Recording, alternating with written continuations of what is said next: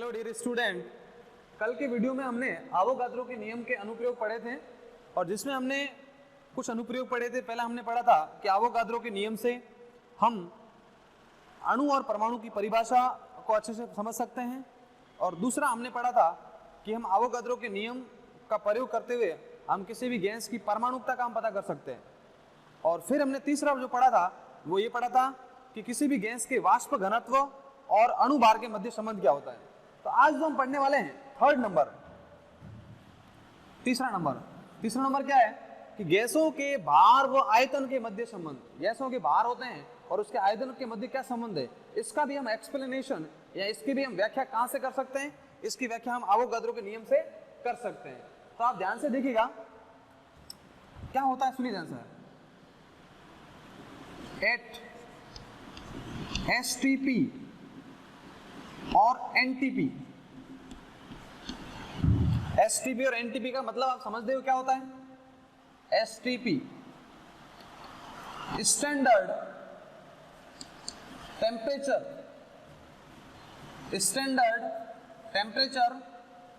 And pressure, ठीक है। Standard temperature और प्रेशर। एनटीपी का मतलब क्या होता है, नॉर्मल टेम्परेचर और pressure. Normal temperature and pressure, इसमें पी लिख देता हूं केवल, ठीक है, ये मतलब होता है। तो देखिए ध्यान से, किसी भी गैस का एट एनटीपी और एनटीपी सॉरी एसटीपी और एनटीपी, एट एसटीपी किसी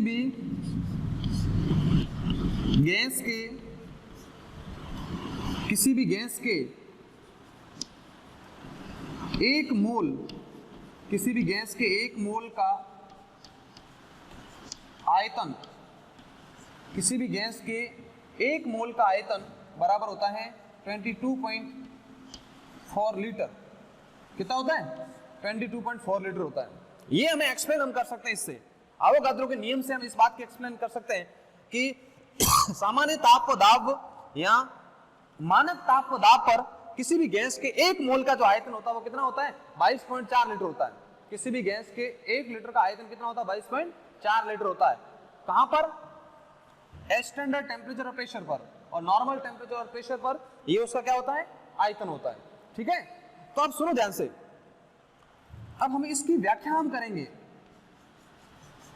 ये जो मैंने एक लिखा है यहां पर, इसकी व्याख्या हम किससे कर सकते हैं, इसकी व्याख्या है इसको समझा सकते हैं किससे, आवोगाद्रो नियम से इसको समझ सकते हैं कि एट एसटीपी और एनटीपी किसी भी गैस के एक मोल का आयतन कितना होता है, 22.4 लीटर। किसी भी गैस को ले लो, भले आपने O2 का एक मोल लिया हो, भले आप N2 का O मोल लिया हो, भले H2 का एक मोल लिया हो, उस एक मोल का जो आयतन होगा, मतलब वो गैस जो होगी नॉर्मल टेम्परेचर और प्रेशर और स्टैंडर्ड टेम्परेचर और प्रेशर, वो कितनी फैल जाएगी, 22.4 लीटर तक फैल जाएगी। अब इस बात को आप कैसे सिद्ध करोगे, तो हम सिद्ध करने के लिए हम आवोगाद्रो के नियम का प्रयोग करेंगे, और आवोगाद्रो के नियम का प्रयोग करते हुए हम इस बात का पता लगा देंगे कि उसके एक मोल का आयतन कितना है, 22.4 लीटर है, ठीक है।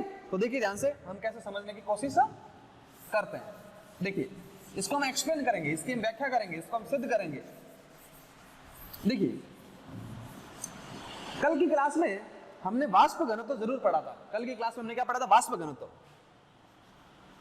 तो वाष्प घनत्व किसी भी गैस का वाष्प घनत्व क्या होता है, मानक, ऐसे लिख सकते हो,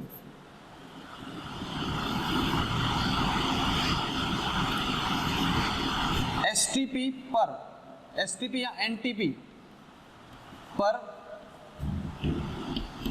गैस के 1 लीटर का आयतन, 1 लीटर का भार लिख दो चलो, बटे एसटीपी एनटीपी पर हाइड्रोजन एसटीपी एनटीपी पर हाइड्रोजन के 1 लीटर का भार, ठीक है। ये जो है ये क्या कहता है, वाष्प घनत्व कहलाता है। वाष्प घनत्व हमने कहा किसी भी गैस के 1 लीटर का भार ले लो, उसको डिवाइड किससे कर दो, हाइड्रोजन के 1 लीटर के भार से डिवाइड कर लो, तो हमारे पास क्या आ जाएगा, वाष्प घनत्व आ जाएगा, ठीक है। अब हम क्या लिखेंगे, ऐसे भी लिख सकते हैं। वाष्प घनत्व कैसे लिखेंगे, वाष्प घनत्व को हम कुछ इस तरह से भी लिख सकते हैं। अच्छा, इससे पहले एक और चीज को समझते हैं कि प्रयोग द्वारा एक बात सिद्ध हो चुकी है, प्रयोग द्वारा एक बात सिद्ध हो चुकी है। क्या सिद्ध हो चुकी है कि सिंस 1 लीटर H2 का जो वेट होता है, ये प्रयोग द्वारा सिद्ध हो चुका है, कितना है 0.09 ग्राम होता है। कितना होता है 0.09 ग्राम होता है। कितना होता है 0.09 ग्राम होता है। तो इसका मतलब हमारे पास में जो ये समीकरण है, ये समीकरण या फिर ये जो वाष्प घनत्व क्या हो जाएगा, वाष्प घनत्व को हम ऐसा लिख सकते हैं STP/NTP पर गैस के 1 लीटर का भार बटे STP/NTP, या फिर इसको डायरेक्ट ऐसे लिख दो, डायरेक्ट क्यों लिखना चाहेंगे हम केवल 1 लीटर है ना, ये 1 लीटर हाइड्रोजन, तो 1 लीटर हाइड्रोजन का वेट कितना आ गया वो हम यहाँ लिख दें 0.09, ये आ गया हमारे पास, ठीक है। तो ये बात होगी हमारे पास। दिस इज ये भी किसके इक्वल है, गैस का वाष्प घनत्व, गैस का वाष्प घनत्व, ठीक है। इस फॉर्मूले को हमने ऐसा लिख दिया, STP पर गैस के 1 लीटर का भार कितना था, फिर STP/NTP हाइड्रोजन के 1 लीटर का भार, ये हमारा वाष्प घनत्व है। अब हमने क्या हुआ, हमारे हाइड्रोजन के 1 लीटर का भार हमें पता है कितना है 0.09, जो हमें एक्सपेरिमेंट से पता चला है, ठीक है। अब गैस का वाष्प घनत्व हमने इस तरह से इसको लिख दिया। अब सुनो ध्यान से, मैं सब मिटा देता हूं यहां से, देखिए ध्यान से। वाष्प घनत्व को हम कुछ एक और तरीके से भी लिख सकते हैं। वाष्प घनत्व, देखो ये ध्यान से, वाष्प घनत्व को हम कुछ इस तरह से भी लिख सकते हैं। कैसे, गैस का अणुभार बटे, हमने STP का भार ही तो लिया ना, तो मैंने केवल यहां पर 1 लीटर आयतन नहीं लिया, मैंने केवल लिखा है गैस का अणुभार लिख दिया। तो यहां पर क्या लिखूं, H2 का अणुभार, ऐसे भी लिख सकते हैं। This is equation number 1, okay, और दिस इज इक्वेशन नंबर 2। ये दो इक्वेशन हमारे पास है। पहले हमने वाष्प घनत्व को लिखा कि STP/NTP पर गैस के 1 लीटर का भार कितना है बटे STP/NTP हाइड्रोजन के 1 लीटर का भार कितना है, ठीक है। हाइड्रोजन के भार के सापेक्ष किसी भी गैस का कितना भार है वही क्या कहलाता है, उसका वाष्प घनत्व कहलाता है। फिर हमने देखा कि हाइड्रोजन के 1 लीटर का भार कितना है हमारे पास में 0.09 है, तो उसको हमने यहाँ पुट कर दिया, ठीक है। यहाँ पुट करने के बाद में हमने देखा कि वाष्प घनत्व को एक और तरीके से लिख सकते हैं। कैसे, कि गैस का आप यदि अणुभार लोगे तो H2 का भी क्या लेना पड़ेगा आपको, अणुभार। और आप जानते हो कि H2 का अणुभार कितना होता है, ये आपने लिख दिया होगा मेरे ख्याल से, नहीं लिखा तो इसको आप नोट करो एक बार, वीडियो को पॉज कर दो और एक बार नोट कर लो। अब देखिए आगे, आपको पता है कि H2 का जो अणुभार होता है, H2 का अणुभार वो कितना होता है, एक हाइड्रोजन एक होता है तो इसको हम क्या लिखेंगे, 2 लिख दें नियरली बाय, वैसे क्या होता है ये 2.00016 ऐसा कुछ होता है, तो इसको हम 2 लिख देंगे केवल। कितना होता है 2 ग्राम मान लें, चलो जितना भी ग्राम मान लो आप, क्योंकि ग्राम अणुभार कहलाएगा ये। तो अब वाष्प घनत्व ये क्या हो जाएगा, वाष्प घनत्व बराबर अणुभार को जो है इसको मैं M लिख दूं बटे H2 को क्या लिख दूंगा 2 लिख दूंगा, तो वाष्प घनत्व ये हो गया। तो एक तो वाष्प घनत्व आपका गैस का आया M/2 और एक वाष्प घनत्व आपका आया ये STP पर गैस का 1 लीटर का भार बटे क्या है आपके पास में ये आ गया 0.01, ठीक है। अब हम क्या करेंगे, समीकरण नंबर ये जो 3 है, समीकरण नंबर 3 और 2 को हम क्या करेंगे, कंपेयर करेंगे।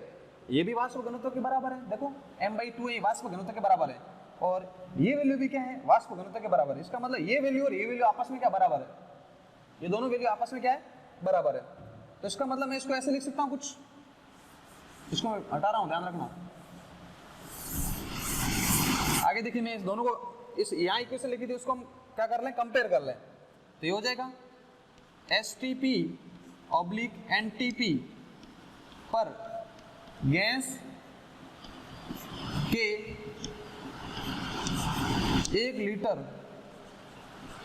का, STP/NTP पर गैस के 1 लीटर का भार बटे क्या हो जाएगा बताओ, 1 लीटर का भार कितना हो जाएगा बताओ, 0. यहाँ पर 09 था, और इसके इक्वल आप क्या लिख दोगे, ये भी वाष्प घनत्व है और ये भी वाष्प घनत्व है, तो इसको आप लिख दोगे m/2 लिख दो। क्या लिख दिया, m/2 लिख दिया।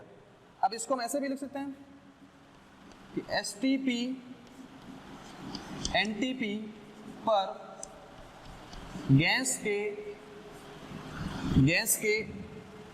1 लीटर, गैस के 1 लीटर का भार कितना हुआ,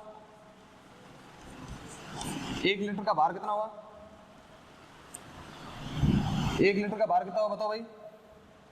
1 लीटर का भार हो जाएगा हमारे पास में m/2 इंटू 0.09।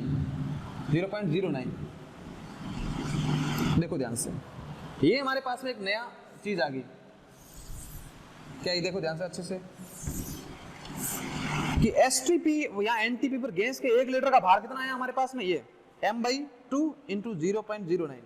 ये हमारे पास कैसे आया, हमारे पास आया इस समीकरण, ये जो आपको दिखा दे रहा है, ये हमने स्टार्टिंग में निकाला था और बाद में ये निकाला, इन दोनों को हमने बराबर किया, इक्वल किया, that time we can get the equation, we can get the value of weight of 1 liter gas, then it is become m/2 into 0.09। ये आ गई हमारे पास वैल्यू, ओके। अब इसको आगे किस तरह से करना देखिएगा ध्यान से, देखिए ध्यान से कैसे लिखेंगे इसको, देखो किस तरह से लिखेंगे, m/2 इंटू 0.09 ग्राम गैस का आयतन, कितना आयतन है भाई बताओ, 1 लीटर है, सीधा आपको दिखाई दे रहा है, इतना भार है, इतनी भार का आयतन कितना, 1 लीटर है, इतनी भार का आयतन क्या हुआ हमारे पास, 1 लीटर हो गया, ओके। तो हम क्या लिखेंगे, Therefore 1 ग्राम गैस का आयतन, 1 ग्राम गैस का आयतन आप लिखना चाहोगे, है ना। 1 ग्राम गैस का आयतन क्या हो जाएगा हमारे पास में बताओ, इसके अपॉन ये हो जाएगा 1/m, बटे में था ये ऊपर चला जाएगा, m/ ये क्या हो जाएगा 0.09, और मल्टीप्लाई में क्या चला जाएगा, ये 2 ऊपर चला जाएगा, है ना। इसको हम ऐसे लिख सकते हैं ना, आपको समझ में नहीं आया कैसे, ये था ऐसे था, 1 ग्राम का करना है ना, 1 ग्राम में क्या होगा 1 लीटर अपॉन में ये आ जाएगा, तो ये आपका क्या होगा आयतन आ गया। अब ये मैंने 2 क्या कर दिया ऊपर लिख दिया यहाँ पर, ये आपका लीटर आया आयतन, ठीक है। अब हमारे पास क्या दिया हुआ है, हमारे पास गैस का दिया हुआ 1 मोलर, हमें निकालना 1 मोल, है ना। आप ऑलवेज ध्यान रखना, हमेशा क्या लिख देता हूं मैं,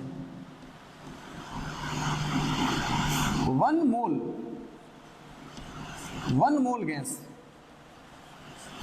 का भार क्या कहलाता है पता है, मोलर द्रव्यमान, मोलर द्रव्यमान कहलाता है, क्या कहलाता है, मोलर द्रव्यमान। और मोलर द्रव्यमान को आपको पता है कैसे लिख सकते हैं, कैपिटल M से। तो हमें तो वही तो निकालना है कि मोलर द्रव्यमान मतलब 1 मोल में कितना आयतन है, तो मैं इसको कैसे लिखूंगा, मोलर इसको क्या लिखूंगा,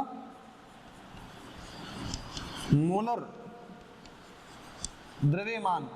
मोलर द्रव्यमान का मतलब एम ग्राम का आयतन।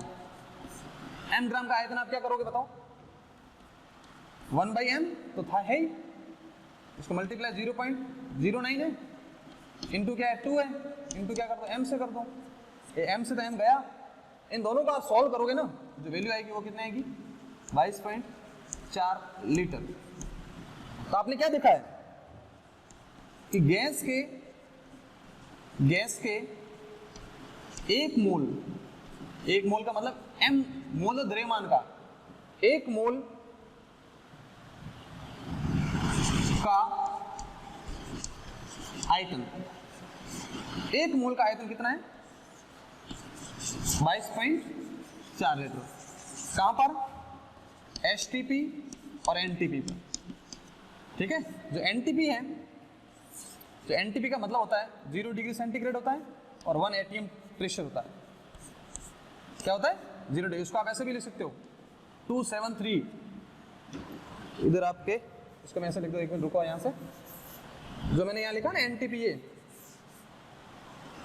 जो लिखा ना, ये इसका क्या मतलब होता है, 0 डिग्री सेंटीग्रेड। 0 डिग्री सेंटीग्रेड मतलब होता है 273 केल्विन, ठीक है। और प्रेशर कितना होता है, प्रेशर होता है 1 atm, ये होता है नॉर्मल टेम्परेचर और प्रेशर, ये नॉर्मल टेम्परेचर और प्रेशर, इसको स्टैंडर्ड टेम्परेचर प्रेशर भी कभी कभी मान लेते हैं, ठीक है।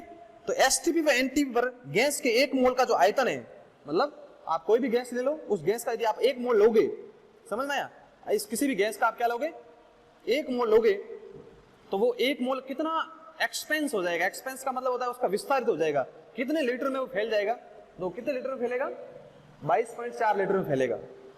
आगे हम पढ़ने वाले हैं मोल अवधारणा। इस मोल अवधारणा में बहुत काम आने वाली चीज है ये, कि किसी भी गैस के एक मोल होता है, क्या हम आगे पढ़ने वाले हैं, किसी भी गैस के एक मोल का आयतन कितना होता है, 22.4 लीटर होता है। इस 22.4 लीटर को आप कैसे लिख सकते हो, 22,400 ml,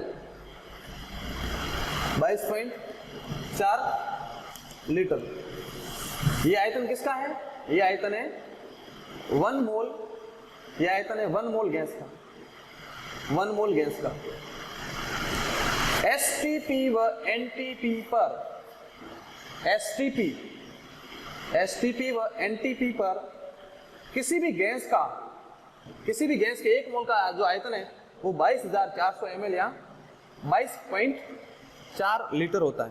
तो आज की वीडियो में हमने देखा है कि हम किस प्रकार से अवोगाद्रो के नियम का अनुप्रयोग करते हुए हमने गैस के भार का मतलब क्या हुआ, मोलर भार देखा ना हमने, देखो ये देखो बड़ा मोलर ग्राम, गैस के भार और उसके आयतन के बीच में हमने संबंध निकाला। ये तो इसका भार था, मोलर भार और उसके आयतन के बीच में संबंध निकाला। किसी भी गैस के मोलर भार, किसी भी गैस के 1 मोल, मोलर भार बोलो या 1 मोल बोलो, एक ही बात है, क्योंकि 1 मोल का भार जो होता है वो मोलर भार ही कहलाता है, मोलर द्रव्यमान ही कहलाता है।